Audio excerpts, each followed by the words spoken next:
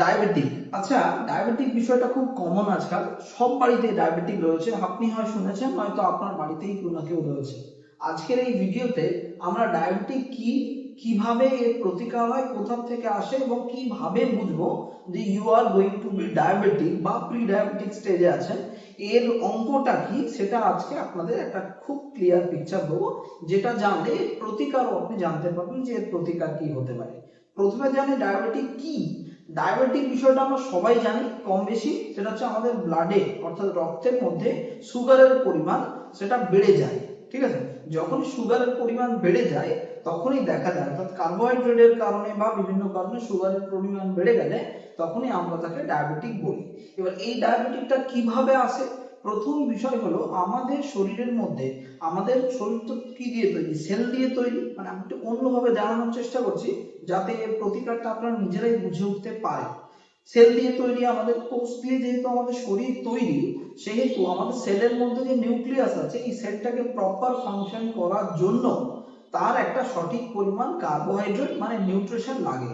সেই নিউট্রিশন গুলো কি করে? সেল ব্লাড থেকে টানে, এবং সেই যে ব্লাড অর্থাৎ এই যে কার্বোহাইড্রেটটা টেনে নিল, এই কার্বোহাইড্রেটটা টেনে নিলেই কিন্তু ব্লাডের মধ্যে সুগার অর্থাৎ যে সুগার লেভেলটা সেটা সমতা আসে।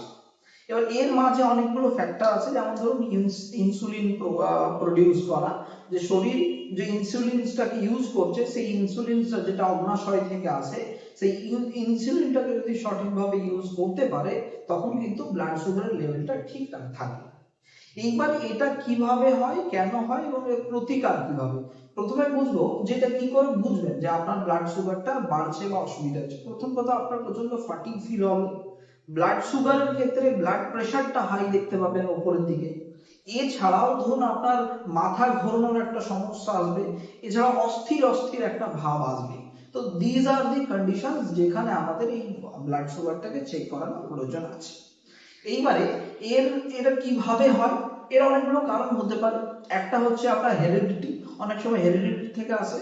সবচেয়ে মূল কারণ যেটা হতে পারে সেটা হচ্ছে লাইফস্টাইল। লাইফস্টাইল যেমন ধরুন আপনার ফুড হ্যাবিটস, খাওয়া দাওয়ার হ্যাবিটস, যেখানে প্রচন্ড পরিমাণে কার্বোহাইড্রেট আছে, সেটা মোস্টলি যদি সিম্পল কার্বোহাইড্রেট হয়, যেটা খুব তাড়াতাড়ি, সিম্পল কার্বোহাইড্রেট মানে যেটা খেলেই আমরা মুখে দিলেই মিষ্টি অনুভব করি, খুব তাড়াতাড়ি ভেঙে যায়, মলিকিউলস গুলো খুব ইজিলি ভেঙে যায়, তো সেটা বলে সিম্পল কার্বোহাইড্রেট। এছাড়া কমপ্লেক্স যেমন ধরুন রুটি, মুড়ি বা চিড়া বা ধরুন চাল, এগুলো কমপ্লেক্স কার্বোহাইড্রেট। তো এই কার্বোহাইড্রেট লেভেল যখন রক্তের মধ্যে সমতা আসে না, এবং আমাদের আমাদের যে সেল, এই সেলগুলো এই কার্বোহাইড্রেটটাকে বা এই সুগার পার্টিকেলটাকে টেনে না নিতে পারে, তখন কিন্তু ব্লাডের মধ্যে সুগার বেড়ে যায়।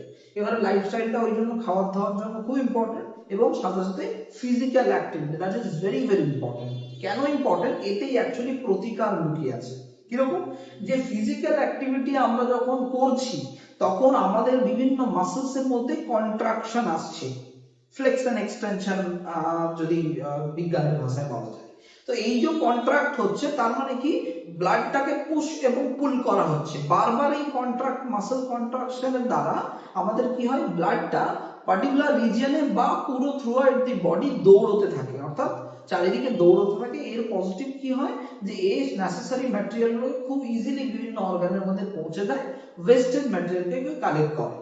আর সেই কারণে আমাদের যত বেশি সেল, মানে অর্থাৎ আমাদের যদি মাসলস কন্ট্রাক্ট করে বারবার, তাহলে সেলগুলো খুব তাড়াতাড়ি এগুলোকে রিজেনারেট করতে পারে, মানে খুব তাড়াতাড়ি ও কাজ করতে পারবে। খুব তাড়াতাড়ি যদি কারখানায় প্রসেস চলে, তাহলে তার মাল ম্যাটেরিয়ালও তাড়াতাড়ি লাগে, মানে ওই ব্লাড সুগার থেকে, ব্লাড থেকে সুগারের পার্টিকেলটা বা কার্বোহাইড্রেট পরিমাণটাকে আমাদের মাসলস টানতে শুরু করবে।